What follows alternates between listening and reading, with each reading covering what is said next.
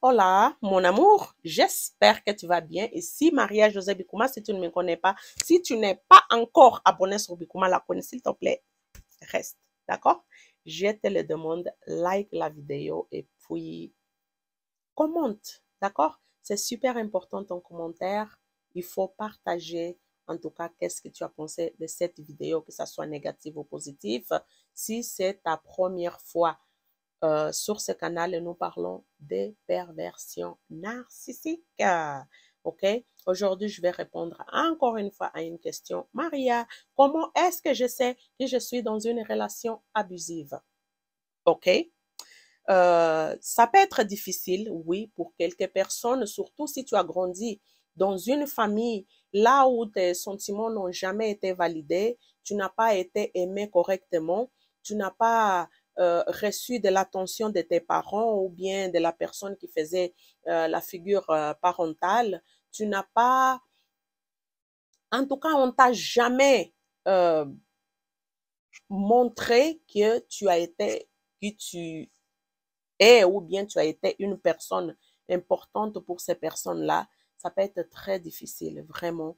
Je l'avoue, même moi-même pendant très longtemps, je ne savais même pas distinguer c'était quoi l'amour. Tu vois, l'amour pour moi, c'était comme quand on me disait, bon, va faire la vaisselle, et puis, bon, là, on me dit que bon, si tu fais la vaisselle, par exemple, tu vas être aimé. Si tu vas pas à l'école pour pouvoir rester avec tes nièces ou tes petits frères, ça veut dire que non, tu es en train d'être une bonne enfant, donc on va t'aimer. Tu vois, c'est des choses comme ça qui des fois, ça nous confond la tête. Tu vois, que ça, c'est un amour conditionnel. Tu comprends? C'est un amour conditionnel parce que on te dit pas genre que si tu fais ça, on va t'aimer ou quoi que ce soit, mais c'est comme ça que tu le comprends. C'est comme ça que tu le conçois. Parce que souvent, surtout dans des familles africaines, qu'est-ce qui arrive? On te chicane quand tu n'as pas fait quelque chose que tu étais censé faire. Tu vois? Par exemple, tu trouves que on te donne, comment que je peux dire? On te donne un travail, par exemple, et que tu n'as pas fait, et on te tape. OK? On te tape par rapport au travail que tu n'as pas fait, et puis tu pleures et tout ça, nanana. Et par la suite, c'est pas qu'on vient t'expliquer, en tout cas, il faut faire attention, si je te tape, c'est pour ton bien, si je te fais du mal, c'est pour ton bien, si je t'envoie, en tout cas, aller te prostituer, c'est pour ton bien, c'est pour que tu apprennes la valeur du travail, c'est pour que tu apprennes que c'est important d'être une femme battante, d'être pour que demain tu deviennes pas quelqu'un en tout cas qui ne sert à rien dans la société si on peut ainsi dire. C'est comme ça qu'en tout cas moi et puis beaucoup d'autres personnes en Afrique on nous enseigne qu'on nous tape parce qu'on nous aime, qu'on nous maltraite parce qu'on nous aime. Que, tu vois, ça fait pas de sens. Tu comprends? Ça fait aucun sens. Et puis quand tu rentres dans un relationnement, hein, dans une relation avec quelqu'un, que la personne, elle commence à te faire la même chose qu'on t'a déjà fait pendant ton enfance, tu vas penser que bon, c'est normal. Tu vois, ton mari va crier contre toi.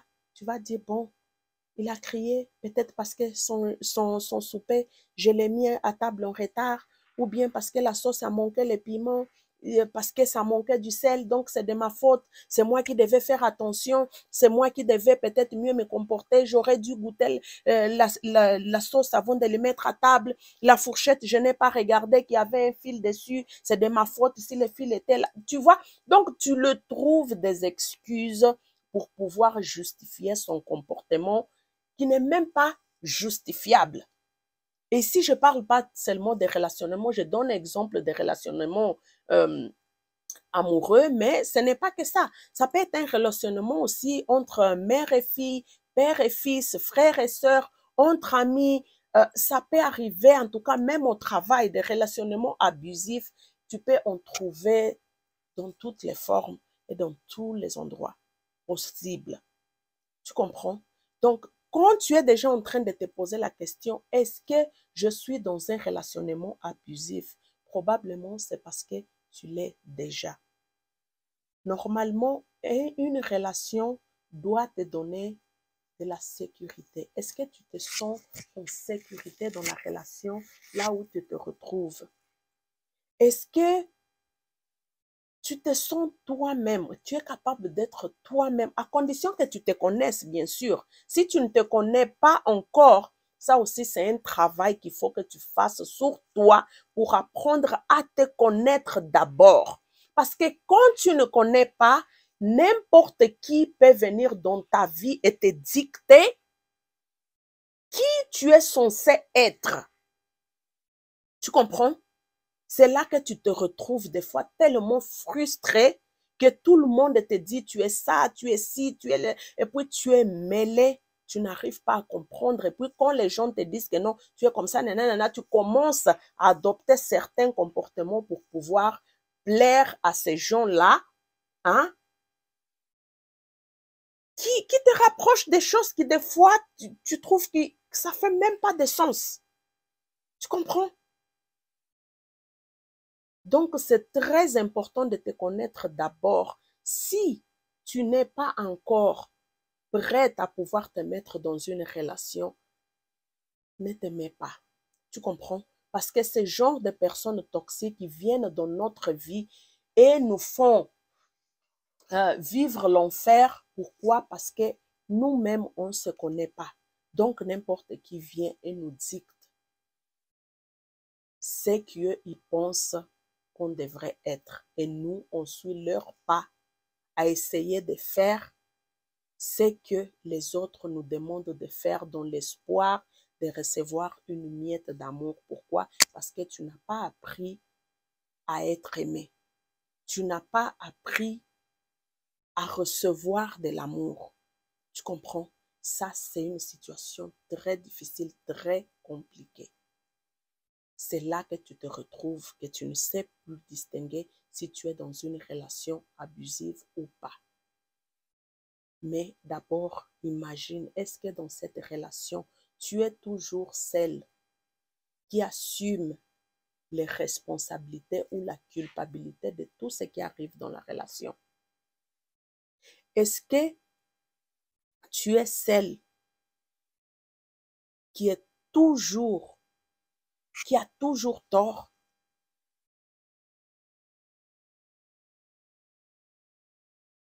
Est-ce que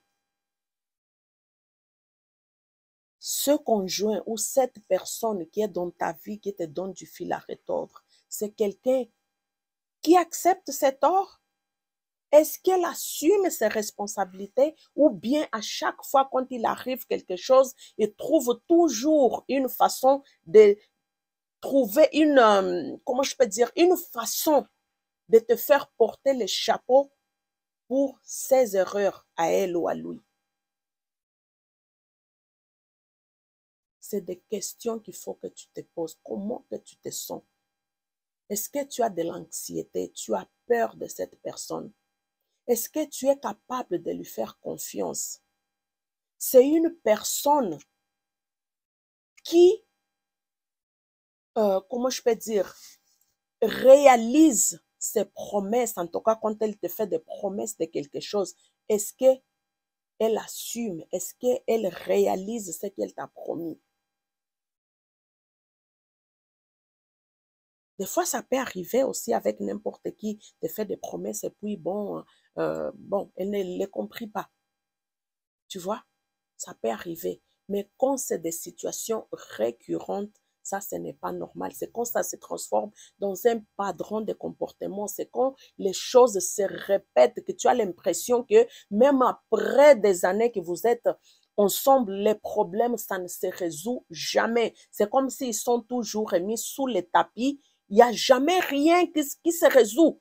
Vous êtes toujours dans des problèmes, mais au lieu de résoudre les anciens problèmes, il y a toujours de nouveaux problèmes qui viennent.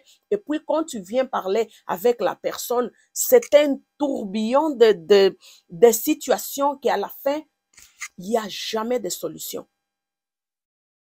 Parce que dans une relation dite en santé ou bien, comment on dit ça en français? Dans une relation saine, chaque personne fait de son mieux pour le bien-être de l'autre. Non pas que quand tu te mets dans une relation, tu vas être là en train de chercher le bonheur. Parce que le problème aussi, c'est qu'on pense que non, pour être heureux, on a besoin de l'autre. Pour avoir le bonheur complet, j'ai besoin d'être marié. Tu comprends? Dans une relation, moi aujourd'hui, j'ai compris qu'il y a 3 personnes dans une relation. Toi, moi et nous. C'est ça que j'ai compris. Si on ajoute Dieu, on est 4. Tu comprends? C'est d'abord Dieu, moi, l'autre et nous. Si c'est une relation, j'ai dit Dieu, moi et nous. Tu comprends? C'est super important que la personne avec qui tu es, elle arrive à respecter ta personne, toi. Est-ce que tu existes? Tu comprends? Est-ce que tu existes? Non pas seulement pour servir la personne, mais est-ce que tu existes? Parce que quand tu es dans une relation toxique, normalement, c'est comme si tu deviens une extension de la personne. Tu es toujours là, toujours en train de supprimer ce que la personne veut pour qu'elle puisse t'aimer, pour que tu puisses garder un semblant de paix dans la relation parce que tu considères que si tu ne fais pas certaines choses, il va se fâcher ou elle va se fâcher. Si tu ne obéis pas à certaines choses, même si ça ne t'arrange pas trop, tu dois les faire quand même pour éviter les conflits. Ça, ce n'est pas une relation en santé. Ce n'est pas une relation saine. Tu comprends? Une relation saine te fait être légère, te fait être confortable, te fait être gaie, te fait être heureuse. Non pas que quand tu es dans une relation, tu es tout le temps heureux. Non. Il y a des moments de tristesse et ça, c'est tout à fait normal. Dans n'importe quelle relation ou même dans la solitude, c'est normal que tu aies des jours que tu ne te sentes pas bien. Mais quand ces moments-là de tristesse sont plus fréquents que les moments de bonheur, ça veut dire que tu es dans une relation toxique, tu es dans une relation abusive. Quand la personne avec qui tu es, au lieu de faire sortir le meilleur de toi, elle fait sortir le pire de ta personne, ça, ce n'est pas une relation en santé. Tu comprends? Donc, il faut faire attention. Il faut que tu connaisses d'abord même pour toi, c'est quoi l'amour? Donne ta propre définition de l'amour parce que l'amour, n'est pas universel. Au contraire de ce que les gens nous font croire que l'amour est universel. Non. Chaque personne a sa façon qu'elles se sont aimées. Tu comprends? Par exemple, pour moi, une personne qui ne me respecte pas, ne me considère pas, pour moi, cette personne, elle n'a pas d'amour pour moi. Tu comprends? Donc, pour moi, le respect, c'est très important. Plus que connaître ce que toi, tu veux, fais-toi une liste des choses que tu ne supportes pas dans une relation. Les tops de ce qui te met vraiment que non, tu te dis, ça c'est non, jamais de la vie je vais supporter ça. Il faut que tu connaisses. Des fois, les choses qu'on ne veut pas dans notre vie, hein, sont plus faciles à distinguer que les choses qu'on veut. Parce que ce qu'on veut, des fois, ça peut être un brouillon. Quand c'est des bonnes choses, elles sont plus faciles à être acceptées. Mais quand c'est des choses négatives, sont plus difficiles et lourdes. Donc, il faut que tu connaisses qu'est-ce que te met hors de toi quand tu es dans une relation avec quelqu'un. Et d'un coup, que tu sais que non, ça là, moi, je n'accepte pas, ça va être plus facile que tu puisses émettre des limites aux personnes qui rentrent dans ta vie. Et autre chose, n'accepte pas que les gens puissent te choisir comme partenaire pour leur vie. OK? Ils peuvent te choisir, mais tu dois approuver si tu veux qu'elle reste ou pas dans ta vie. Tu comprends? Il faut que tu puisses approuver qui reste et qui doit partir. Parce que la vie, elle t'appartient. Ce n'est pas les gens qui sont à l'extérieur qui vont venir te dicter comment est-ce que tu dois vivre ta vie. Plus que rendre l'autre heureux, la priorité d'abord, c'est de te rendre heureux. Parce que quand tu es heureux, heureuse, tu vas être plus à l'aise avec toi-même. N'oublie pas que quand tu dis un oui, que tu ne pensais pas à l'autre, c'est un non que tu dis à toi-même. Donc, quand tu n'as pas envie de faire quelque chose, ne te sens pas obligé de le faire. Tu comprends? Parce que quand tu dis non et puis que ça vient de ton cœur, tu vas être plus à l'aise avec toi-même. Que ton non-là, ça plaît ou pas à l'autre, tu vas être confortable avec toi-même. Tu comprends? Donc, apprends la signification de l'amour pour toi. Et là, tu vas savoir distinguer c'est quoi une relation toxique ou pas.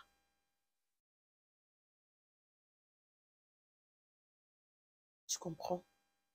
Apprends à te connaître. Développe ton estime de toi. Travaille sur toi. C'est ça qui est le plus important. Quand tu te connais, ça va être difficile que n'importe qui vienne te dicter des choses sur ta personne qui ne sont pas vraies. Et que même s'ils sont vrais, tu auras déjà conscience de qu'est-ce que cette personne est en train de dire de moi, c'est la vérité. Et si c'est la vérité, ça va être plus facile de digérer si c'est des choses qui sont parfois douloureuses à accepter. Tu comprends? Donc, si tu te poses la question si je suis ou pas dans une relation toxique, c'est probablement peut-être parce que tu es dans une relation toxique.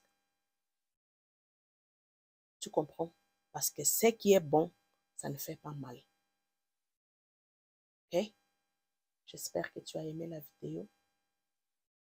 Donc, je vais te demander de liker, de t'abonner si tu n'es pas encore abonné sur Become la Queen.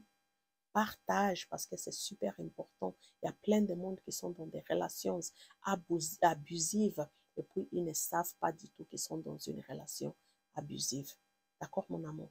Donc, je compte sur toi pour pouvoir délivrer plus de personnes dans des mains de pervers narcissiques. Moi, je te fais un gros bisou et je te dis à la prochaine.